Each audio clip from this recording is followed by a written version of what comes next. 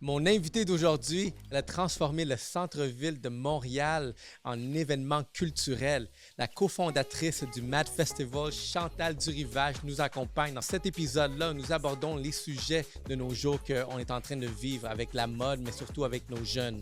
Il célèbre aujourd'hui les 25 ans d'anniversaire, donc c'est un événement qui est fait pour Montréal par des visionnaires de Montréal. Allons au défilé.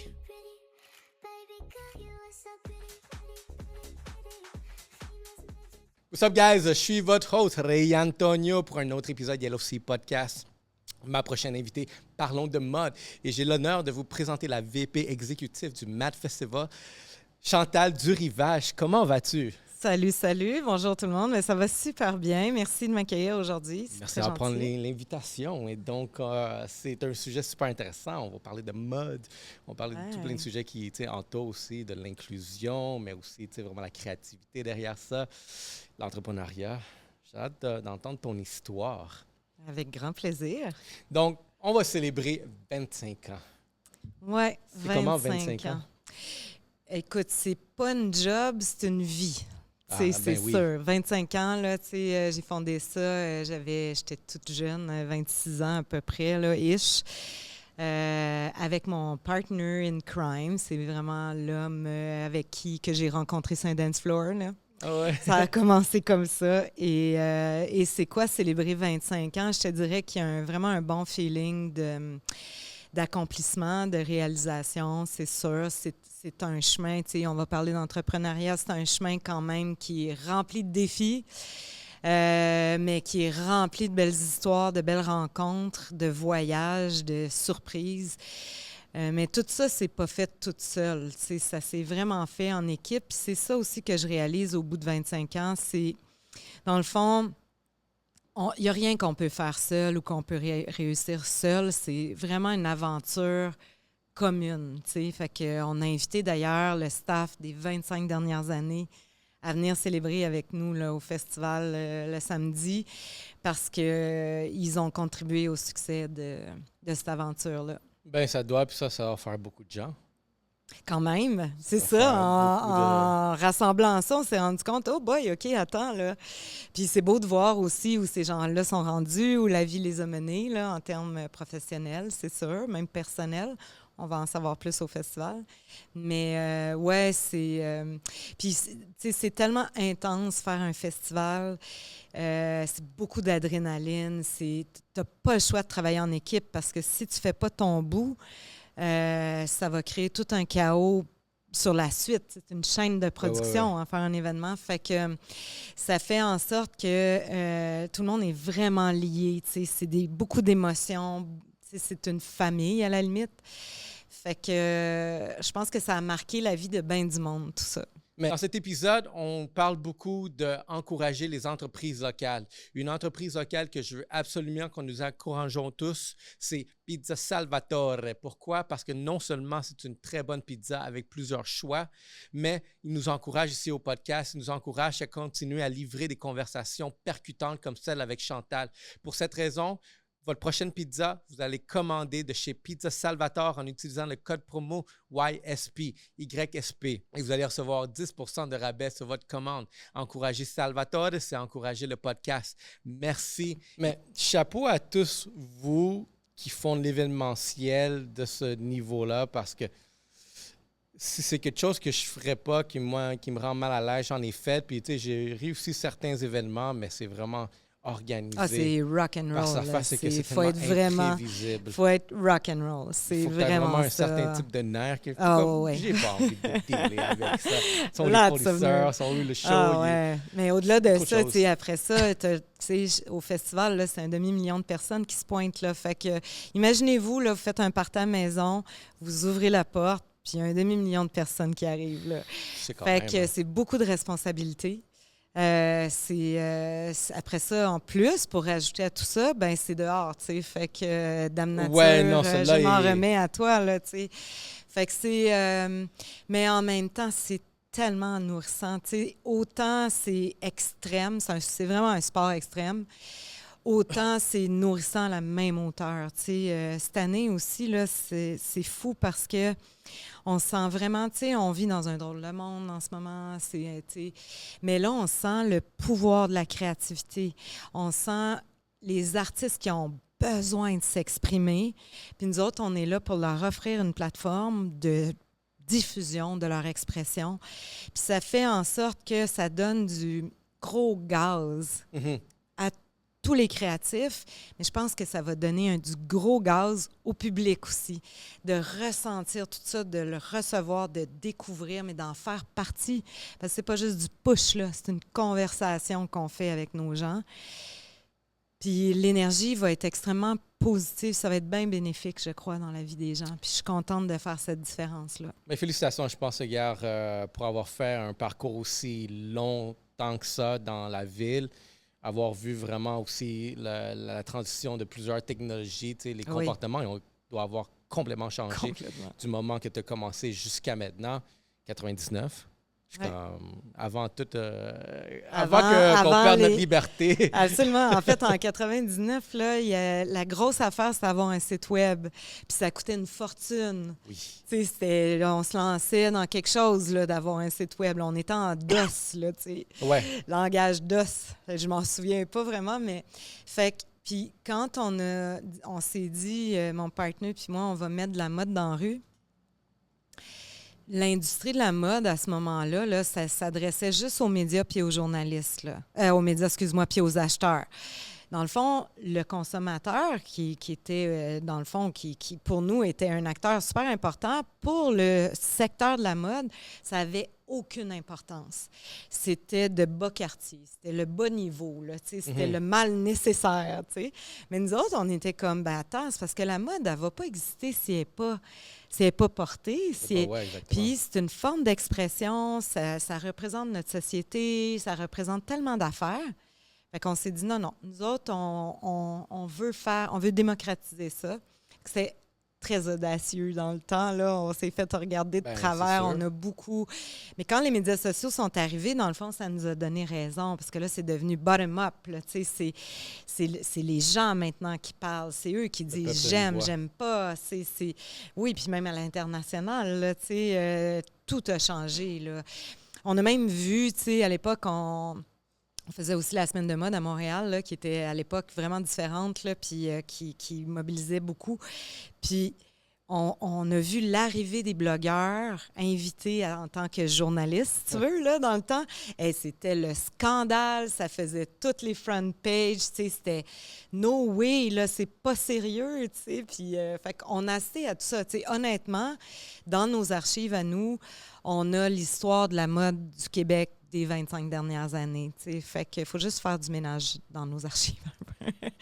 Mais on a bien du stock à raconter. Beaucoup, beaucoup d'histoires à raconter. Bon, ça, c'est la place justement pour raconter ces histoires. Avant tout, j'aimerais peut-être aller à la base, Genesis. Fait que tu as un background, tu as étudié dans les arts. Oui. Et comment tu as fait un tremplin vers la mode? Qu'est-ce qui a été cette... Ben en fait, j'ai décidé dans ma vie, moi, d'écouter ce que j'aime, de faire ce que j'aime. Parce que je me suis dit, si on fait ce qu'on aime, on réussit, c'est sûr. On est prêt à mettre les heures, l'énergie, puis tout ça. Fait que oui, j'ai une maîtrise en histoire de l'art. Puis après ça, j'ai travaillé pour un agent d'artiste.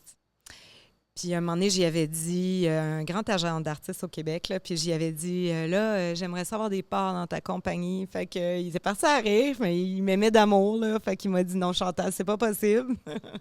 Fait que après ça, j'étais allée en cinéma. Après ça, j'étais allée en production de musique. J'ai fait de la tournée. Fait que je suis issue du spectacle, de la culture, mon partenaire des coms. Puis...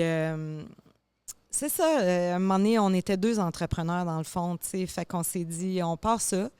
On a décidé de bloquer le boulevard Saint-Laurent. C'était la première fois. C'était pendant le Grand Prix aussi. Notre stratégie, c'était d'aller pendant le Grand Prix pour faire en sorte, justement, qu'il y ait une visibilité internationale pour nos designers, puis tout ça. Fait qu'on a fait nos leçons, nos devoirs sur la mode. Puis à ce moment-là, on a fait un cold call à Jaguar parce qu'il lançait un racing team.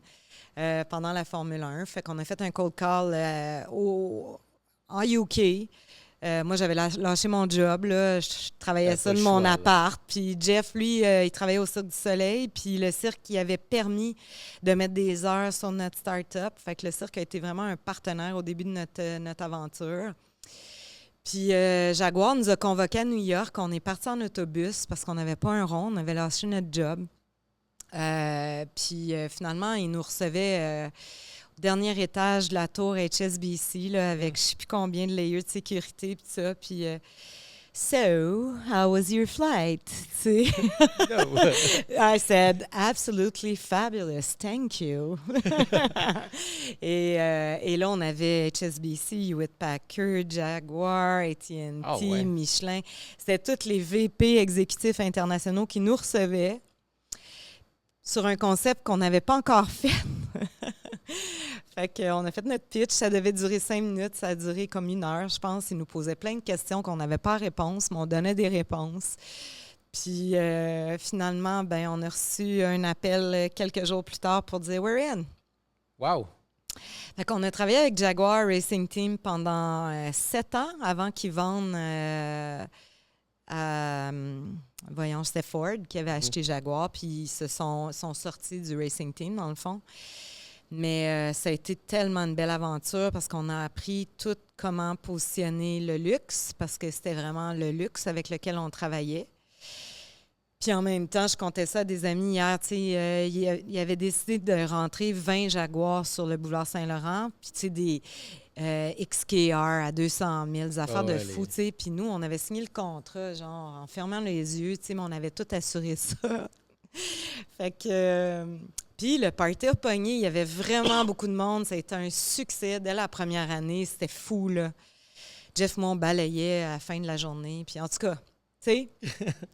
Et finalement, le party a tellement pogné que tous les mannequins sont montés ces Jaguars en talons aiguilles. C'était scrappé de talons aiguilles partout sur toutes les voitures. Mais finalement, Jaguar, c'était tellement un succès qu'ils ont dit... Ça valait la peine. Aucun problème, on s'en occupe. Il faut que je prenne une gorgée. Vas-y. Oh, wow, c'est... Ouais. C'est une belle anecdote, drôle, tu sais, vraiment comment ça se passe, mais je pense que, tu sais, déjà avoir prouvé que vous êtes en mesure de fournir, tu sais, puis voir... On avait même fait, ils nous avaient publié dans un livre qu'on a encore, là, qui est une espèce de book sur ce qu'ils ont fait partout dans le monde. Fait que non, on a eu vraiment partout, dans les 25 dernières années, il y a tellement eu d'aventures, j'ai tellement d'histoires à raconter, puis ça, c'en est une. C'est quasiment une classique, là, il y en a plein d'autres. Ouais. Bien, puis, dans les débuts, tu sais, c'était quoi, genre, tu trouvais qui était difficile, tu sais, parce que là, vous avez eu vraiment une bonne dose de succès. Tout était difficile. Est-ce que vous avez l'appui de Montréal, du Québec, qui était dedans? Ben, tu sais, à l'époque, justement, à l'époque, on était allé voir la ville. On a eu des beaux soutiens. C'est vraiment, honnêtement, tout le long du parcours, on a eu des mentors, on a eu des gens qui nous ont protégés, on a eu des gens qui nous ont soutenus, vraiment beaucoup. Mais on a aussi vécu l'opposé, t'sais. Mais à la ville, ils voulaient nous aider à la ville. C'était vraiment intéressant, mais ils ne savaient pas où nous mettre parce que on est allé voir la culture, puis là, ils ont dit, ben vous faites pas de la culture, c'est de la mode. Fait que là, ils nous ont envoyés au développement économique. Puis là, le développement économique, ils nous ont dit, ouais, mais vous faites pas des vêtements, vous faites des spectacles, tu sais. Fait que finalement, on s'est trouvés dans le sport-loisir. Sport-loisir, OK. Intéressant. C'est comme ça qu'on a eu notre premier permis. Tu sais, je pense que d'être innovant fait en sorte que... c'est bien parce que tu t'ouvres plein de portes, puis tu défriches, puis tout ça, mais c'est des efforts supplémentaires parce qu'il faut que tu ailles ta faux, puis il faut constamment... Puis, tu sais, on a toujours été entre deux cases, on a toujours été dans des zones grises, on a toujours été comme regarder un peu comme « what », tu sais. Puis des fois, ce qui est frustrant comme entrepreneur, c'est qu'on a beaucoup, beaucoup innové dans notre travail. Et ça a été récupéré par des gens peut-être qui avaient plus de moyens que nous. Qui ont essayé de le dupliquer. Oui, exact.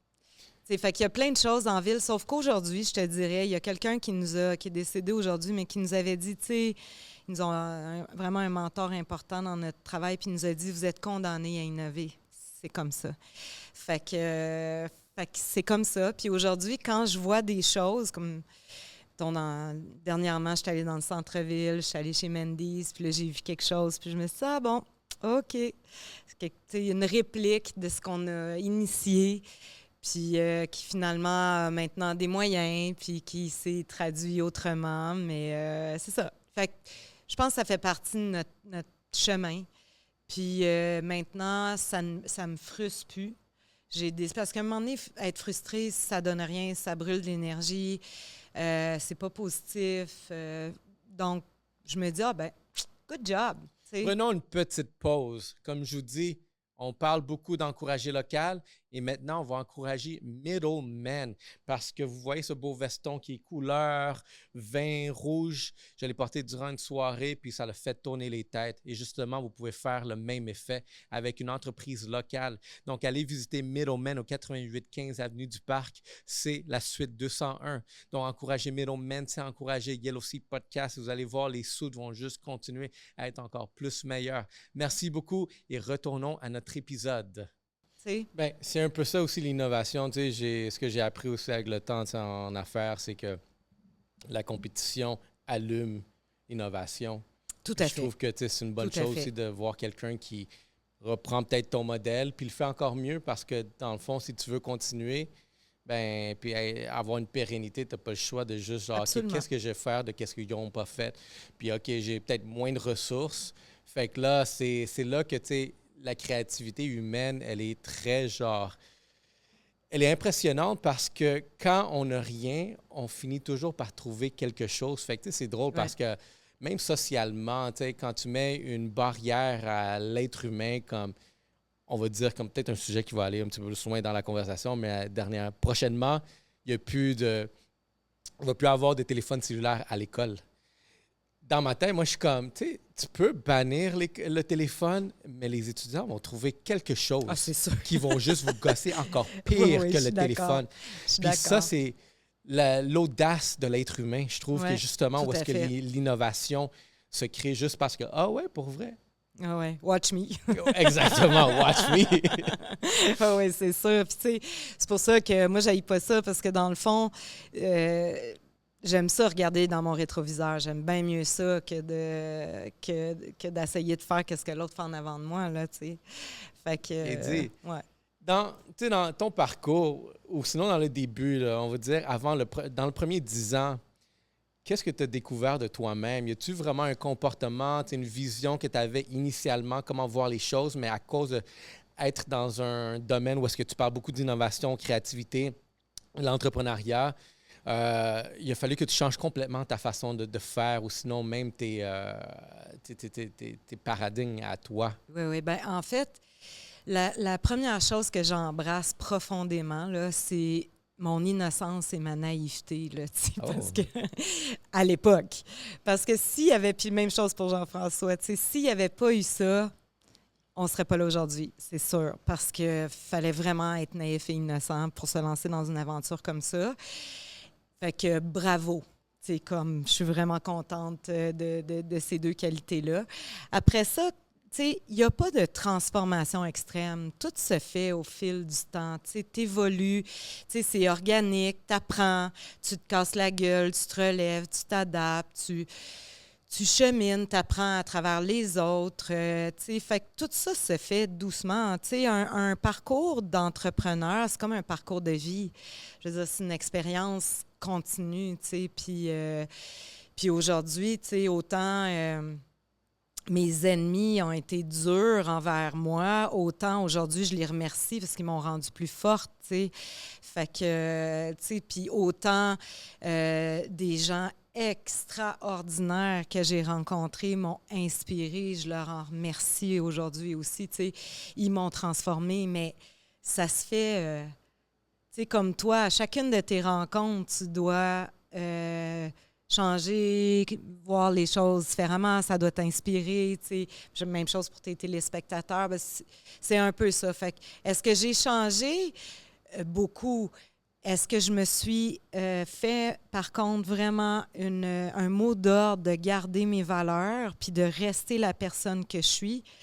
Absolument. Puis en 99, les femmes en affaires, là, aïe aïe. C'est un bon point, ça. Aïe C'est pas aïe. la même chose. Hey, c'était pas facile, là. En fait, j'avais aucune crédibilité. Quand j'allais en meeting, ils écoutaient Jean-François, là, c'était pas moi. Moi, j'avais aucune crédibilité. Je dirais que c'est ça. Fait que j'ai vu ça aussi se transformer. Puis il a fallu que je mise sur plein de choses, mais aussi que je me batte pour garder mes valeurs. Je me batte envers moi-même. Parce qu'à un moment donné, tu peux devenir fâché, tu peux devenir frustré, mais il faut que tu te libères de ça constamment. Mais t'sais. juste ça que tu mentionnes, tu sais, la crédibilité de la femme, v'là, on va dire 25 ans, quand tu as vu vraiment la façon que le monde te traitait, est-ce que c'est devenu une nouvelle mission aussi que tu voulais te donner, tu sais, parce que tu devais avoir une certaine forme de leadership, puis tu te dis comme si ça m'arrive à moi, c'est sûr que ça arrive à d'autres, puis ça, tu devais sûrement avoir entendu plusieurs autres histoires de femmes, tu sais, vraiment il a fallu qu'ils bûchent pour essayer de se faire respecter. Pour toi, c'est-tu quelque chose qui s'est développé ou est-ce que, tu sais quoi, je veux renforcer ça puis je vais leur prouver que nous, les femmes, on vaut plus de qu'est-ce que vous pensez? Ben oui, c'est sûr. Puis par mes actions, je te dirais. Parce que ma mission comme telle, là, la promotion de tout cet univers créatif-là, de toute la création locale, autant en mode, en musique et tout ça, c'est ma mission de vie. C'est vraiment ça, ma mission de vie.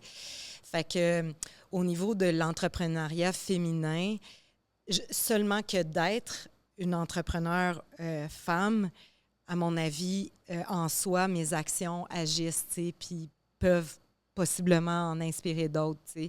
Je me suis aussi beaucoup impliquée au niveau de la fondation Le Chaînon, qui aide les femmes en situation de vulnérabilité. Okay. J'ai été 7 ans sur le board. J'ai fait des événements Relux qui étaient pour aider aussi ces femmes-là. C'est une organisation qui me touche beaucoup.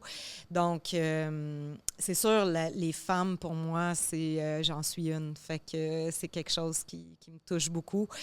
Mais ce que je veux montrer aux femmes, c'est... reste avec tes valeurs. Parce que moi, les mentors que j'avais féminines, je trouvais qu'ils avaient dû se masculiniser pour pouvoir performer dans le milieu des affaires. Fait que, mais c'était en 99, tu sais, fait que je ne veux pas nommer de nom et tout ça. Mais ils avaient perdu sur le chemin, à quelque part, leur essence. Tu sais, ils avaient dû se rendre, disons, part of the boys club, tu sais. Ouais. Moi, ça, j'ai pas joué à ça.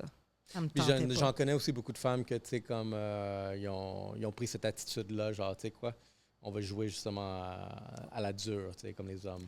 J'ai pas voulu jouer à ça. Ça m'a-tu pas servi, peut-être, mais en même temps, regarde, je suis encore là. Mais t'es resté à tes valeurs, puis je pense que c'est la chose la plus importante. Ah, pour moi, oui. Tu sais, comme entrepreneur, je trouve que c'est important, tu sais, justement, de connaître ses valeurs, mais aussi d'être ouvert à des nouvelles choses. Bien sûr. Parce que des fois, tu sais, l'entrepreneuriat, c'est des courbes, là. Il n'y a rien de linéaire à ça. Tout à fait. Fait que, tu sais, de dire comme, OK, ben ça, c'est ma vision, ça va être comme ça, puis comme tu vas te planter, c'est sûr et certain, mais savoir où est-ce que tu es prêt à trancher. Exact. Puis, tu sais, aujourd'hui, tu sais, moi, d'un point de vue marketing, ça, c'est mon background. Je fais beaucoup référence, tu sais, vraiment, quand tu es un créateur de contenu, tu fais du marketing, développe tes valeurs, puis reste rigide à tes valeurs. Mais c'est correct que peut-être tu décides de t'en aller une autre direction, en autant que tu le fasses pour tes valeurs. That's it. C'est vraiment ça.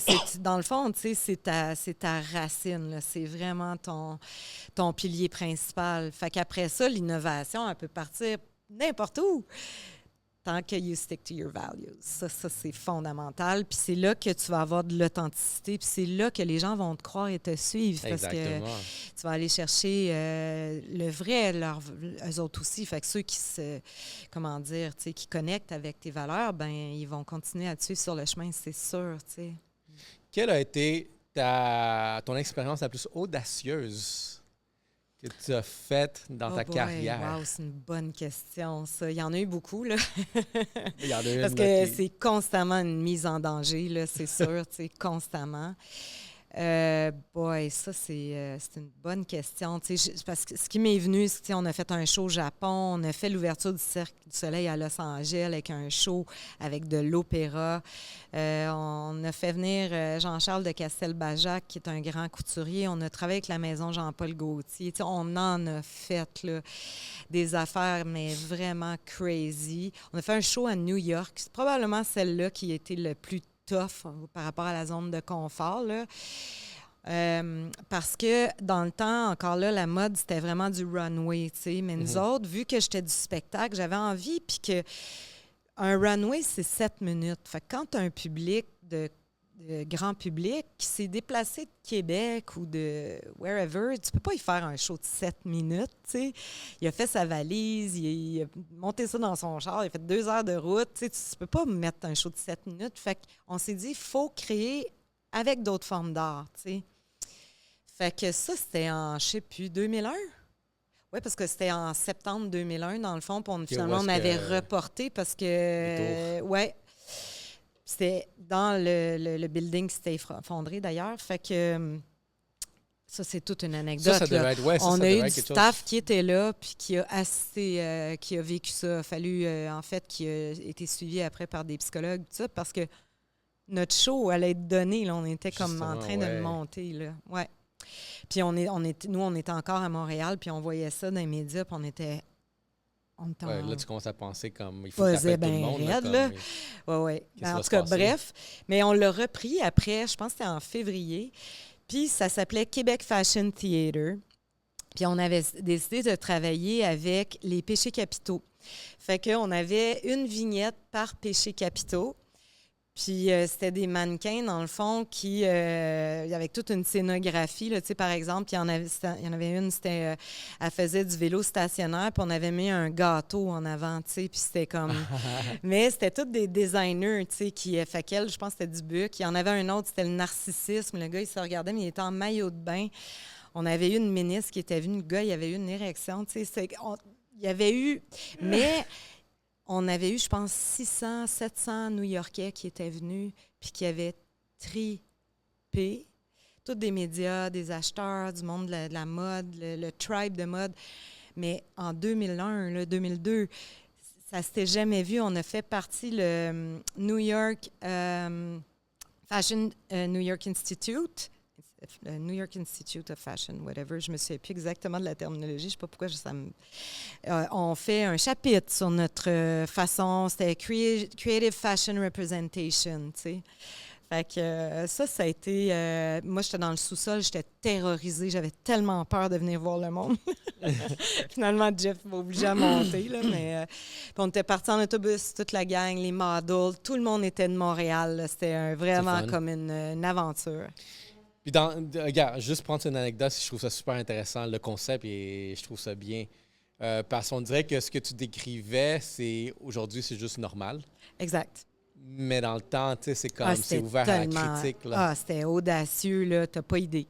C'était vraiment... Puis à New York, tu sais, comme on n'a pas fait ça dans le cours chez nous. Là, on a fait ça downtown New York, il y avait une agence de relations de presse qui avait rassemblé tout le monde, tu sais, c'était juste... Les gens en parlent encore, tout le monde qui était là, tu sais, tout le monde qui a vécu ça, ça a été... Mais je trouve aussi, tu sais, comme c'est une drôle d'ironie parce que, tu sais, admettons, durant cette époque-là, l'humour noir, admettons, tu sais, était comme plus accepté. Comme... Peut-être. Je sais pas. Regarde, C'est sûr, il y avait plus de liberté. Honnêtement, il y avait beaucoup plus de liberté. L'exemple qui vient à l'école, c'est que, on dire, comme tu pouvais faire des jokes envers une autre culture, d'un ton qui peut être considéré raciste, mais tout le monde riait. Ouais.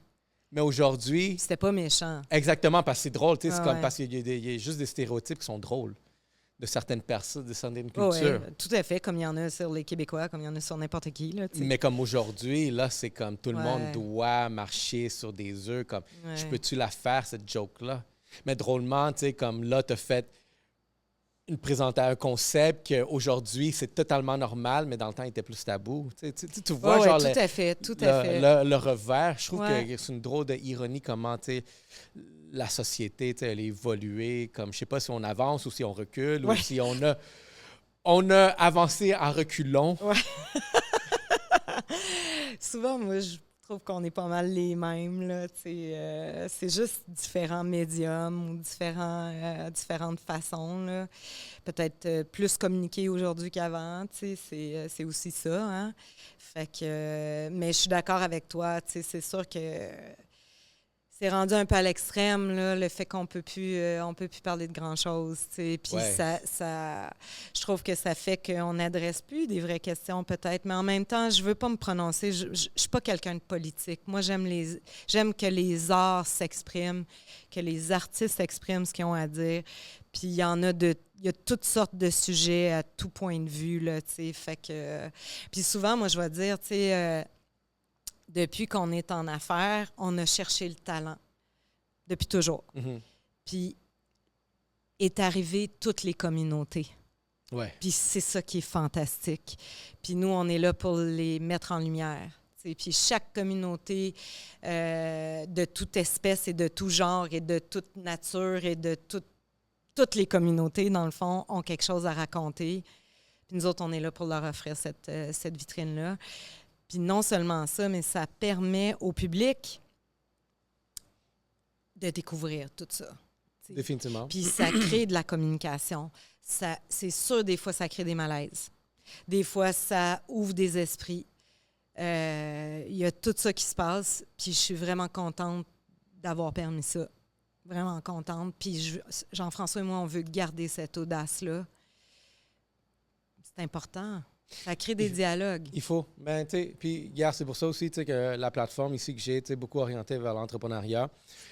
Mais je me suis dit, je veux aussi avoir une plateforme où est-ce on peut avoir une discussion ouverte, où est-ce qu'il ne va pas avoir de préjugés, où est-ce qu'il va y avoir plus, genre, la curiosité, puis essayer de trouver ton point de vue, c'est quoi, même si j'ai un désaccord ou non, je suis quand même curieux à l'entendre. Puis malheureusement, tu sais, des fois, comme j'ai eu des sujets qui sont allés, tu sais, vraiment contre le courant, puis ça m'a fait plaisir de les partager, malgré que ça venait avec une dose de responsabilité aussi. Absolument. Que les personnes... Ben, bravo d'avoir le courage de faire ça. Exactement. Courage aussi aux invités qui se prononcent sur certains sujets qui doivent avoir lieu. Mais c'est beau aussi de voir, comme tu dis, donner l'expression, avoir une plateforme où est-ce qu'on va être plus confortable, mais aussi qu'on va pouvoir aborder des sujets qui sont juste, il faut les avoir en conversation parce qu'on ne peut pas juste aller unilatéral puis se dire que ça, c'est la pensée, ça, c'est la façon qu'on va le faire. Puis je pense que, je l'ai vu, les festivals que vous faites, puis il y a beaucoup d'expression. Vraiment. Vraiment, c'est autant l'expression des artistes que du public. C'est ça qui est le fun, parce que les gens, des dress-up, ils viennent à leur meilleur. Non, c'est pas ça. Puis eux aussi participent à la conversation. Puis moi, c'est ça, là, c'est du bonheur infini pour nous autres, parce que c'est ça le but de ce festival-là. Fait que, tu sais, là, je le vois... C'est particulier parce que dans le monde dans lequel on est en ce moment, c'est quand même, on vit une période particulière, là, on va se le dire. Et les artistes ont un besoin de partager, de créer. Puis le fait d'avoir un rendez-vous avec les gens, avec le public, c'est un boost, tu sais. Puis... c'est délicieux à recevoir, puis ça leur donne beaucoup d'énergie positive. Fait que ça va être le fun la semaine prochaine parce que toute cette énergie positive-là va être déployée, là, tu sais. Fait que... Définitivement, j'ai hâte de voir. J'ai très hâte aussi. Ouais. Pardon. En 25 ans de programmation avec le MAD Collectif, on voit toujours le succès à l'extérieur. C'est beau. Mais les personnes, l'entrepreneur derrière ça doit prendre des décisions difficiles. Je suis curieux de savoir, toi, de ta part, dans ta vie personnelle, y a-t-il un compromis qu'il a fallu que tu fasses si tu voulais atteindre, admettons, genre cette longévité que tu as aujourd'hui? Oui, beaucoup de compromis. Y en a-tu en particulier que tu es à l'aise de partager? Bien, en fait, tu sais, c'est vraiment comme marcher en forêt. Hein? C'est dans le sens où c'est un parcours. Oui. Puis à un moment donné, tu as des sentiers qui font ça de même, puis qui t'interpellent, puis tu dis, je le prends-tu ou je le prends pas, là, fait que... Il y a des sentiers que Jean-François et moi, on a décidé de ne pas prendre parce qu'on a mis la famille first. Ça, avoir des enfants, pour nous autres, c'était fondamental. C'était ça, pour nous, l'essence de la vie. Fait que ça a fait qu'il a fallu renoncer à certaines opportunités ou certains chemins qui nous étaient possibles, comme par exemple de développer aux États-Unis ou de développer plus, si tu veux. Parce que, on avait, avec Jaguar Racing Team, tout ça, là, on avait des contacts exceptionnels là, qui nous interpellaient. Mais on a décidé de vraiment, comme, dans le fond, c'est ça. C'est la famille pour nous autres qui était la chose la plus importante. Et je n'ai aucun regret. Tant mieux. Ben. Aucun regret. J'ai des 2 hommes fantastiques aujourd'hui. Je suis comme tellement heureuse et fière. Fait que ça, c'était... Tu sais, je peux pas appeler ça un compromis. C'est plus un choix. T'sais. Après ça, l'autre compromis, tu sais, c'est sûr que de faire ce qu'on fait, c'est beaucoup de travail. Beaucoup de travail, beaucoup d'efforts, beaucoup de temps, d'énergie. Fait que... Puis... tu te mets pas millionnaire avec ça, là, tu sais. Moi, j'ai décidé d'être heureuse dans la vie, puis j'adore ce que je fais. Fait que c'est un autre choix qu'on a fait, là. T'as été passionnée. C'est de dire... Moi, on a voté pour vraiment comme... Ceci étant dit, on réussit à nourrir notre famille, tu sais, à voyager, puis tout ça. Mais, c'est ça. Fait que, tu sais, c'est des choix à un moment donné que tu fais dans la vie. Tu peux décider de faire ta job pour l'argent, point. Moi, je suis pas de celle qui croit à ça. Je pense qu'il faut que tu ailles plus. Ça veut pas dire de ne pas en faire. C'est important de faire de l'argent. Puis, tu sais, au Québec, souvent, on parle de sous, là. Ça coûte des sous. J'ai pas de sous. Il faudrait arrêter de parler de sous. Ça, c'est un sujet que j'aimerais aborder. On va l'aborder. Parce qu'avant, les Québécois, c'était né pour un petit pain. Là, on fait juste parler de sous. Ouais. Je suis tannée de parler de sous. On peut-tu parler d'argent? Il faut parler d'argent. Il faut arrêter d'avoir peur de parler d'argent. C'est pas grave de parler d'argent. C'est pas grave de faire de l'argent. C'est bon de faire de l'argent. Moi, quand je regarde des succès qui font de l'argent, yes! C'est bon, il faut être fier. Il faut être fier, il faut continuer, il faut générer de l'argent. Ici, au Québec, on peut arrêter de parler de sous? Des sous, là, ça en prend beaucoup. C'est lourd dans la poche, là, des sous. On les utilise même plus, les sous. Les sous sont rendus qu'ils ne sont même pas en circulation, les sous. On peut-tu parler d'argent? Je sais que c'est un mot, mais je trouve que ça crée un set-minding qui va dans exactement la même nez pour un petit pain qu'on a connu back in the days, là, t'sais.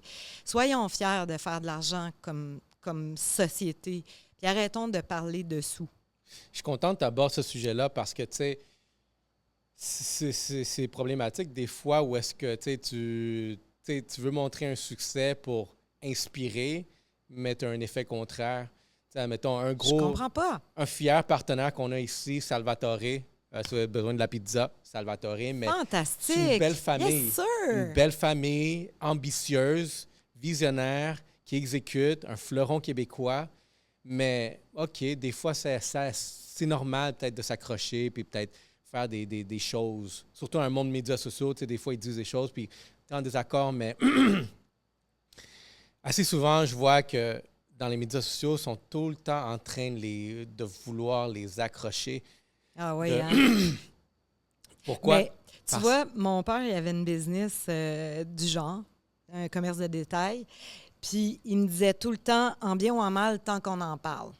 Fait qu'à un moment donné, il faut aussi prendre cette posture-là, tu sais, puis c'est comme... Je pense qu'ils l'adoptent eux autres très bien. Pas le choix, tu sais. Mais mais t'as raison, tu sais. Fait qu'il faut être fier des succès de nos fleurons, faut les encourager, Moi, je me bats pour ça, là, tu sais. Toutes les entreprises locales, il faut tellement les encourager, là. C'est notre économie. C'est ce qui nous permet d'avoir des gens aussi qui vont dans les hôpitaux, qui vont à l'école. C'est notre argent, c'est notre économie à nous. Il faut continuer à la garder chez nous, à la générer chez nous, parce que quand on l'envoie ailleurs, elle disparaît. Puis il y en a de moins en moins en circulation chez nous, tu sais. Fait que soyons fiers de nos entreprises puis de nos entrepreneurs. Puis s'il y a une chose que je déteste puis qui vient me chercher fondamentalement, c'est quand quelqu'un me dit « Ah, ouais, cette entreprise-là, elle a fermé. C'est pas grave, va en avoir un autre. » tu sais. Ça, là, ça me tue. Parce que moi, en arrière de ça, je sais qu'il y a des efforts, du travail, une famille, des défis, d'avoir monté tout ça, puis de se dire qu'il va en avoir un autre, que c'est pas grave. Ça, là, inacceptable. 100%. Regarde, je vais te partager une anecdote que j'ai vue sur le web et j'ai trouvé ça assez intéressant. Ça s'appelait la dette de la prostituée. Est-ce que ça te dit de quoi? Non. Informe-moi. Okay. Bon, c'est un hôtel dans un petit village où est-ce qu'il va y avoir un touriste qui vient puis il demande une chambre, fait qu'il donne un 100 $. Fait qu'il donne 100 $ au propriétaire de l'hôtel. Fait que le propriétaire de l'hôtel avait une dette envers un fournisseur, un boulanger. Fait qu'il est allé repayer sa dette avec le 100 $. Le boulanger avait une dette envers un autre fournisseur. Fait qu'il est allé payer sa dette. Et ça l'a suivi jusqu'à temps qu'un fournisseur, lui, il avait une dette envers une prostituée. Fait qu'il a donné le 100 $. Fait que la prostituée est retournée à l'hôtel parce qu'elle avait une dette envers l'hôtel pour une chambre. Fait qu'il est allé donner son 100 $. That's it. Puis, à la fin, le touriste qui est venu, il n'a pas aimé l'hôtel. Fait qu'il a juste repris son 100 $. Mais toutes les dettes de tout le monde, localement, ont été repayées. That's it. Puis je suis comme, oh wow. That's it. Puis la morale, c'était, gardons notre économie locale parce que ça fait vivre tout le monde. Absolument. Ça fait vivre nos familles. Fait que quand je vois ça partir, moi, à pelleter pour recevoir des cochonneries, puis je nommerai pas personne, je nommerai pas d'entreprise, mais tu reçois des cochonneries qui durent une semaine parce que tu les mets au lavage une fois puis c'est terminé, dans un emballage de plastique qui étouffe tous les animaux de la planète, puis que ton cash il est parti à tout jamais, versus tu vas voir ton commerce de proximité et ça revient à l'histoire que tu racontes. C'est comme ça. Parce qu'en plus, le commerçant, il paye ses taxes. Fait que les taxes, ça va où? Ça va au budget gouvernemental. Le budget gouvernemental, il va où? Dans nos écoles, dans nos soins. Qui va payer nos soins si on continue comme ça? Il faut arrêter.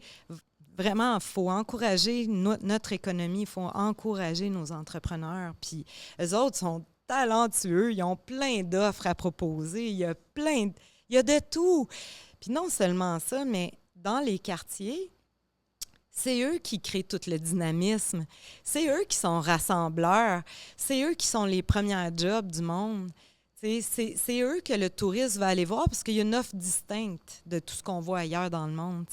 Ils sont tellement fondamentaux dans notre société. C'est exactement comme l'histoire que tu viens de raconter. Puis tu vois, regarde, moi, c'est pour ça que j'ai bâti cette plateforme-là au début de la pandémie, quand je voyais que tous les commerces locaux étaient en train de fermer, puis seulement les géants étaient ouverts.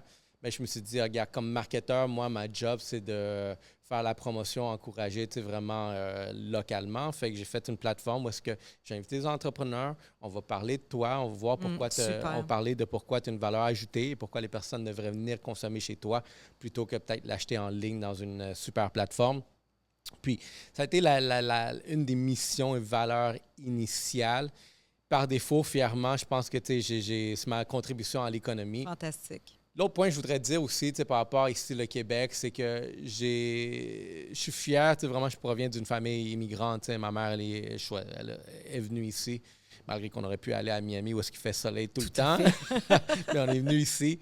Puis, à force de grandir, d'être assimilé à la culture, j'ai une fierté envers la province parce que j'ai le cadeau de parler 3 langues.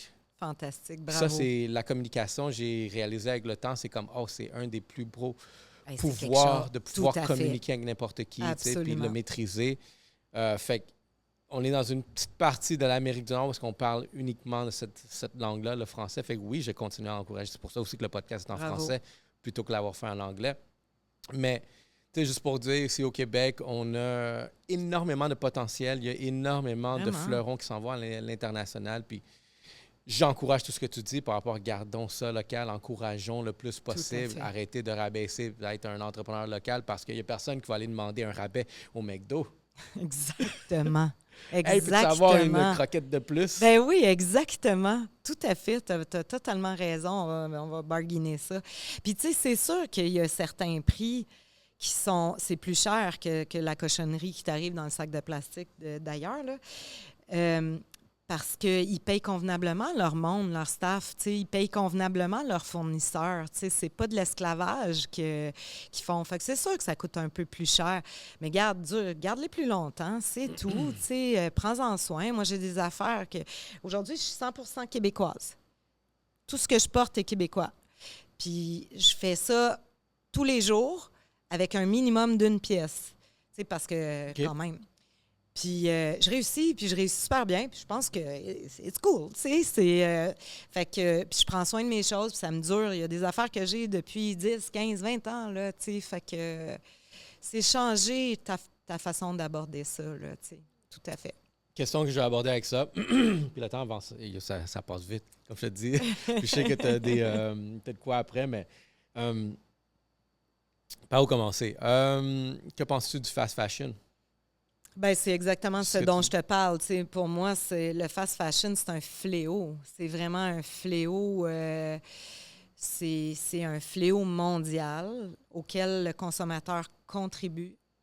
Parce que, tu sais, je veux dire, ils ne produisent pas pour rien. C'est parce qu'il y a du monde qui commande, tu sais.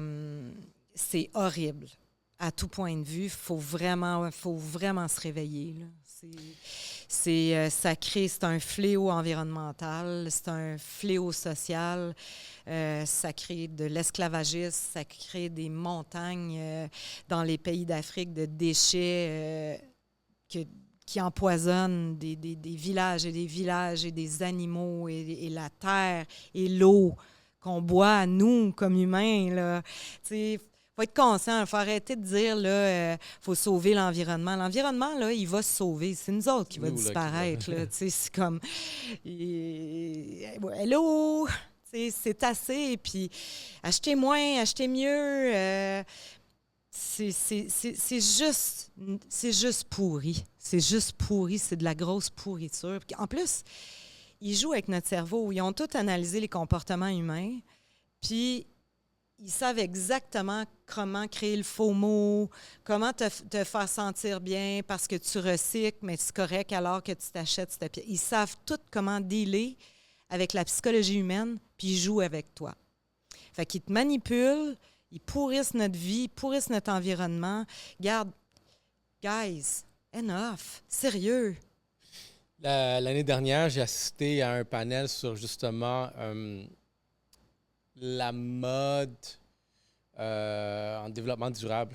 Fait qu'il y avait Mélanie Lambert, il y a eu le président de Renaissance qui parlait qui vraiment ce mouvement-là. Fantastique, là, oui.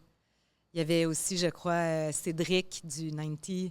Oui, puis il y avait aussi un autre jeune de 18 ans qui avait des magasins vintage. C'est lui. Cédric. C'est lui, ouais, Cédric Comte, oui. Mais je trouve ça intéressant. Vraiment. C'est vraiment où est-ce que, tu sais, mais le défi derrière, tu sais, on va prendre les deux extrêmes. Dans le cas de Mélanie Lambert, elle a un produit qui est renouvelable, mais qui vient avec un prix avec. Absolument. Puis dans le cas de Renaissance, ben comme beaucoup plus accessible. Mais tu sais, c'est... Tout à fait. Tout à fait. Ben, tu sais, c'est ça. Dans la chaîne, il y en a pour tous les portefeuilles, tu sais. Puis au niveau de seconde main, c'est vraiment génial ce qui se passe en seconde main, dans le sens où, en toute honnêteté, moi, jeune, j'allais dans les fripes. Ça, on appelait ça des friperies, là, tu sais, parce que j'ai toujours été maniaque de mode, parce que j'ai toujours voulu m'exprimer avec la mode. Puis dans les friperies, on trouvait énormément de vintage parce qu'il y a une différence entre seconde main puis vintage. Parce que vintage, dans le fond, ça vient soit d'une collection couture ou la matière est noble et tout ça. Fait qu'on est vraiment dans disons, des coupes une sorte de coupe, je veux pas perdre le monde, là, une sorte de matière particulière pour le vintage. Le seconde main, ben, ça dit ce que ça va dire, c'est seconde main. T'sais. Mais avant, dans les fripes, tu avais vraiment des affaires exceptionnelles. Ouais. Et là, puis moi aussi, je vais chez Renaissance, je vais au Chaînon, je vais, tu sais. Puis je me rends compte que là, tu sais, il y a eu des vagues. Il y a eu du vintage. Après ça, il y a eu des vagues où c'était plus, mettons, Jacob, Tristan, en seconde main, tu sais. OK. Après ça, on a eu Reitmans, Château. Puis là, le déchet commence à rentrer. Là, Ouais. Parce que mais c'est évocateur, dans le fond, c'est qu'il y a de plus en plus de monde qui vont chercher du seconde main, mais il faut renouveler l'offre. C'est-à-dire que, justement, il faut que les gens achètent du local pour qu'on retrouve ça en seconde main chez Renaissance, là, qu'on ne retrouve pas la pourriture qui nous arrive d'un paquet de plastique dans le seconde main. Ceci étant dit, tant mieux qu'on leur donne une seconde vie. Là. J'ai de la misère à y croire, là, mais c'est ça. Fait que c'est ça. C'est super intéressant. C'est un bon point exemple. ce que tu abordes. Je ne l'avais pas vu comme ça. Tu sais, admettons le seconde main, comme tu l'utilises, le terme, est-ce que c'est une tendance parce qu'on est plus axé vers le climat ou c'est une tendance parce que l'économie est plus dure? Avant que l'économie soit dure, mon gars, qui a aujourd'hui 21 ans, il était allé shopper avec une amie il y a peut-être 10 ans, 12 ans. Non, il devait avoir 12 ans. Puis il était revenu de shopper, puis il a dit « Maman, Justine, elle s'est acheté un T-shirt, puis je comprends pas. Ça lui a coûté 10$. Mais il vient d'Asie. » Fait il dit « Moi, la maths, elle marche pas, maman. Là. Comment il a pu traverser l'océan? » Puis tout ça, là, dans sa tête, il a fait toute la chaîne puis il ne comprenait pas que ça avait coûté 10$. C'est quoi qui est cop à quelque part? Fait que je pense vraiment qu'il y a quand même une sensibilisation à ce phénomène-là, j'espère. Il y a l'économie aussi, c'est sûr. Il y a un mélange des deux. Mais si l'économie familiarise les gens avec ce type de mode d'achat-là, tant mieux, parce que c'est des comportements d'achat. Fait que peut-être que le comportement va rester quand l'économie va aller mieux, là. J'ose l'espérer. Mais l'économie va aller mieux si on garde notre argent chez nous aussi, là. Bien dit, bien 100%. Bon, les sujets, j'ai un sujet chaud en ce moment que je voudrais juste savoir, puis c'est par rapport à la mode. Okay. Est-ce que tu as vu la controverse avec Sydney Sweeney? Ben non. Non? Je suis trop occupée. Conte-moi ça. Bon. Sydney Sweeney, c'est une actrice américaine, belle femme, blonde, yeux bleus, avec une belle poitrine aussi, développée, qui a fait une annonce pour American Eagle. OK. Puis le slogan, c'est She has the good genes. Mais c'est en jeans. Mais jeans aussi, tu sais, il y a le jeans et gène, la génétique. Ouais. Tu vois où est-ce que ça s'en va. Ouais. Fait que le scandale derrière ça, c'est qu'il y a quelqu'un qui se prononce comme c'est une nazie. Ils l'ont traité de nazi parce que, justement, à cause des traits physiques. OK. Fait que là, il y a une division qui s'est passée entre cette communauté de diversité, inclusion, et maintenant cette communauté maintenant qui la traite de nazi, de droite, extrême droite. Mais c'est toute une pub, genre... Puis moi, je la regarde la pub, je suis comme...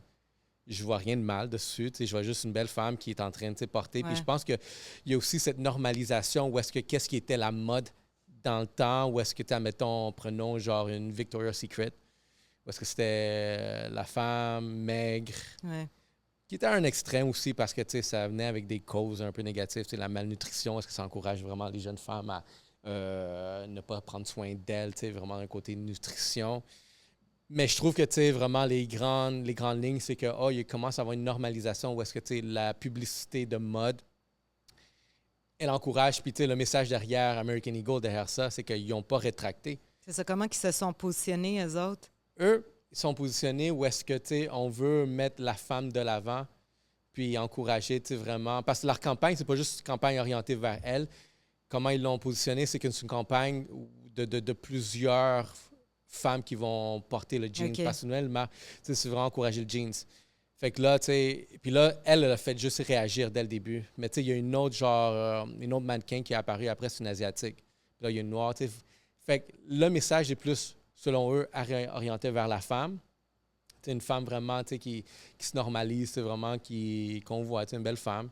Mais encore là, l'opposé le voit comme un acte d'agression où est-ce que, on est en train de retourner vers, tu sais, vraiment, genre, on n'encourage plus la diversité, tu sais, des trucs comme ça.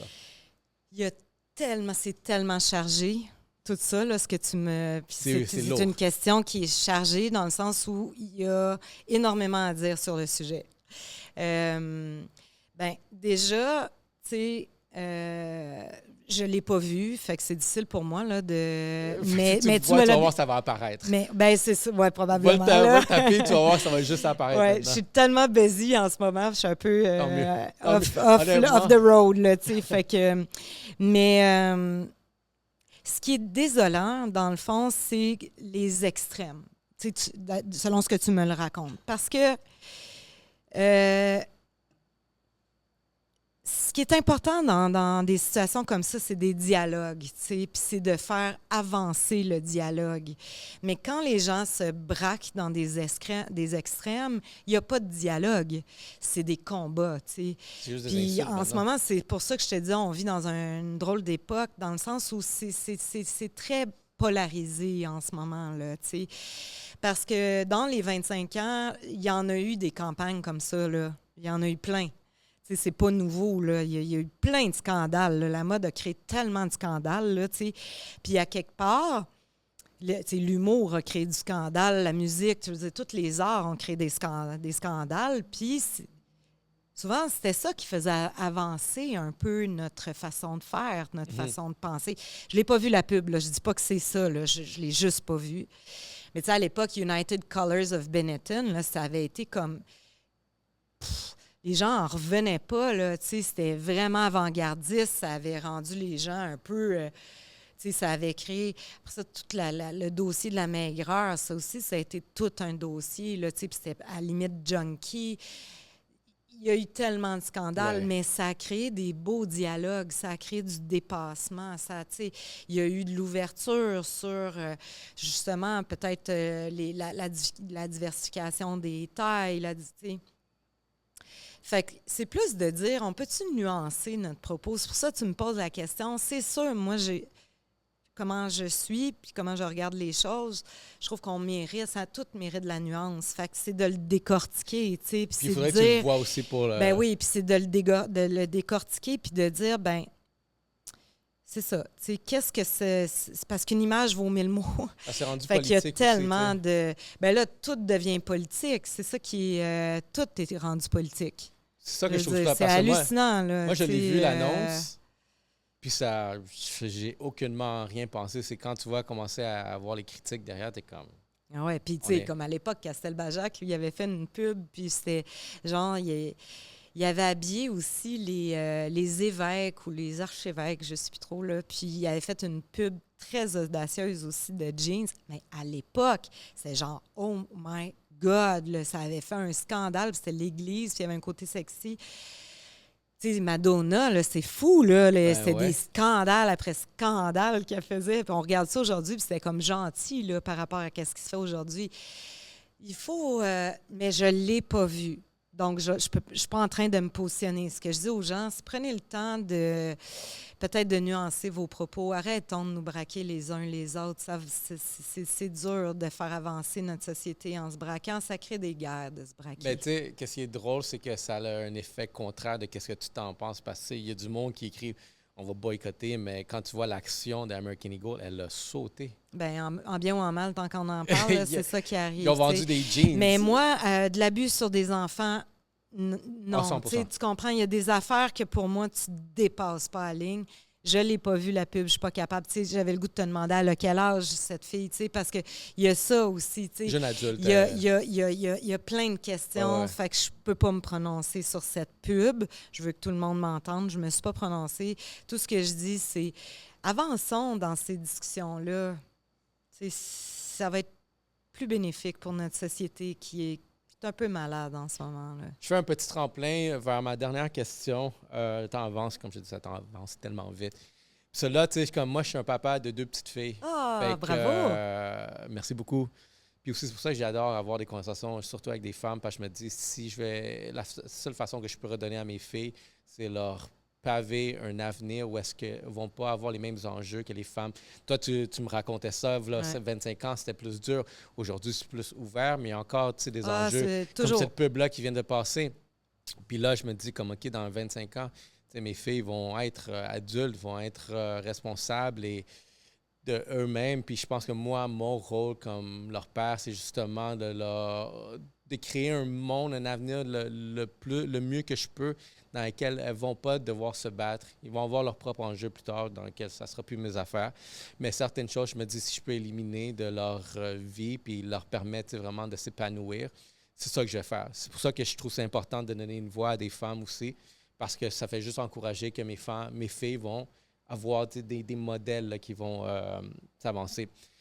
De ce fait, la mode, comme on vient de le mentionner, c'est une grosse critique à des discussions comme la maigreur, des sujets comme ça, où est-ce que, tu sais, c'est où que tu te tranches, où est-ce que la boulimie, ou sinon, c'est quoi l'autre? L'anorexie. L'anorexie, justement. Puis maintenant, quand on avance un peu le temps, tu sais, la génération alpha, celle-là qui est juste en bas, je pense de 13 à, même de 10 à... OK. En tout cas, Oui. les jeunes adolescents, ben en ce moment, sont dans une époque où est-ce qu'ils sont encore plus imprégnés dans les médias sociaux, dans les technologies. Ils sont nés avec le cellulaire. Là. Exact. Ouais. Puis pas cellulaire n'importe quel, la haute vitesse, là, Oui, c'est du tout à fait. 5G, là, c'est du instantané. Tout à fait. Puis là, des nouveaux enjeux comme des relations interpersonnelles il y en a beaucoup moins. Attends, là, avec l'intelligence artificielle. Exactement. Tu sais, Ouais. maintenant, tu sais, comme ils communiquent plus comme avant, tu vas dans un resto, quatre jeunes sont tous sur leur cellulaire, personne ne parle. Ils sont tous en train de se communiquer par DM, mais tu sais, genre vraiment par téléphone. Tu sais, on voit cet enjeu-là où est-ce qu'il commence à avoir beaucoup moins de socialisation qui se passe physiquement. Par la suite, il y a aussi l'enjeu des jeunes hommes que moi, je vois où est-ce que il y a comme une intimidation envers les jeunes hommes. On voit aussi une baisse de reproduction. Ou est-ce que, OK, est-ce que, tu sais, vraiment... Tu sais, je trouve que j'ai parlé à des jeunes dans le début de la vingtaine, des jeunes hommes, où est-ce que il y en a beaucoup qui sont intimidés par les femmes. Encore là, peut-être pas à cause du mouvement féministe, où est-ce que la femme prend beaucoup plus de place. Là, il va y avoir des changements qui se passent. Le jeune homme, il a peur de parler à une fille parce qu'il ne veut pas se faire reject. Puis sinon, la femme, elle, est comme « Non, il faut que tu sois comme ça, il faut que tu payes ça, tu payes... » Regarde. C'est fou. Là, on parle aussi, tu sais, vraiment l'autre défi, tu sais, vraiment le mouvement de accepte toi-même, j'ai oublié comment il s'appelle, gars. Anyway, selon toi, comment vois-tu l'avenir dans les enfants? Déjà que, parce que ces enjeux-là qu'il y avait sur la mode dans le début, avant les médias sociaux que toi, tu as vécu, d'une certaine façon, persistent, mais là, il y a des nouveaux jouets. Ouais. Qui se rajoutent à ça. Tout à fait. Qu'est-ce qu'admettons, un festival comme MAD pourrait venir, genre, c'est quoi le rôle et responsabilité maintenant de comprendre cette nouvelle évolution-là?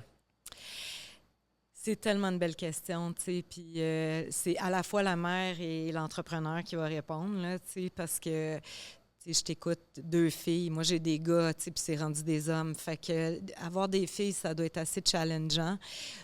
Moi, ce que j'ai fait avec mes gars, c'est de leur donner des outils parce que là, je te fais pas la morale, là, mais on peut pas tout contrôler pour nos enfants. Fait que le mieux qu'on peut faire, c'est leur donner des outils le plus possible, de remplir leur boîte d'outils. Puis une des choses que je leur disais aussi, que je pense qui est bien, bien importante, c'était... C'est pas parce que Google le dit que c'est vrai.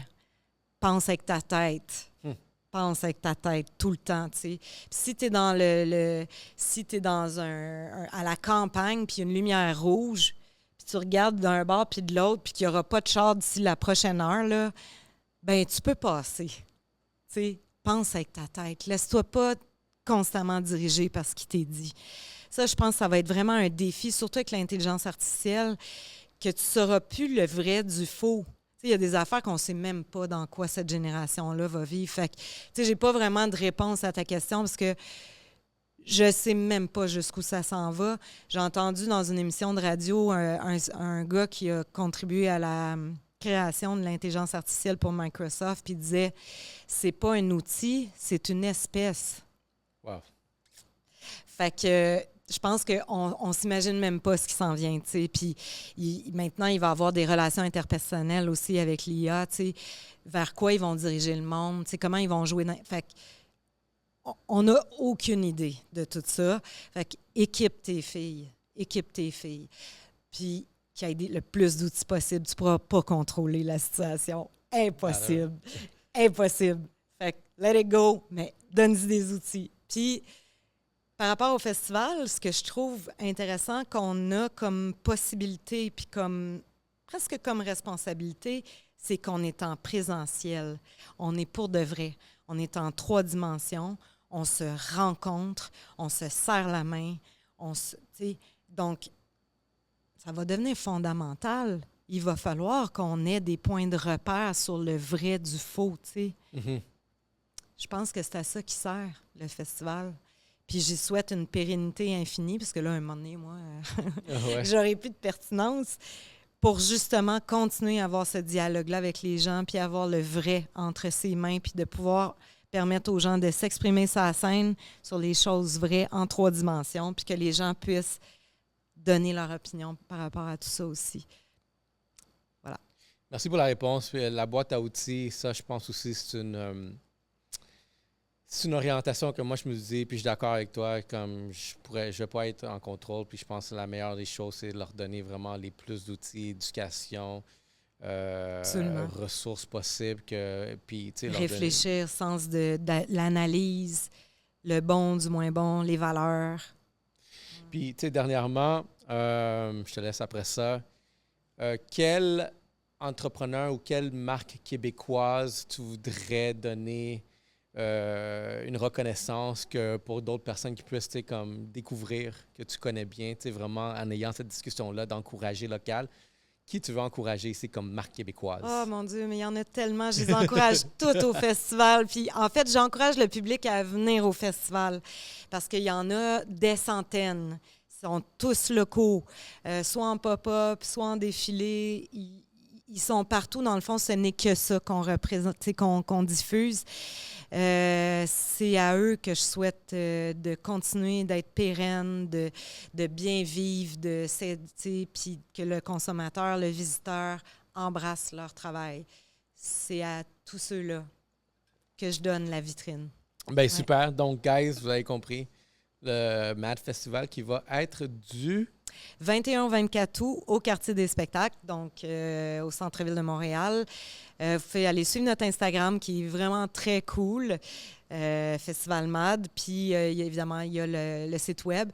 Mais si vous ne connaissez personne dans les noms, vous ne connaissez pas de nom, puis ça, c'est pas grave.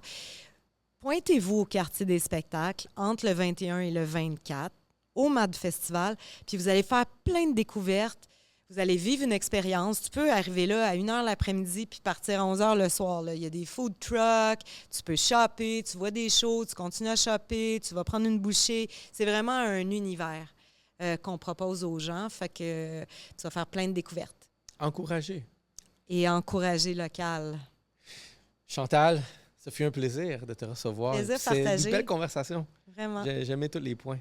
Ben, je suis content de t'avoir rencontré. Puis, guys, MAD Festival, let's go! On vous attend! Merci.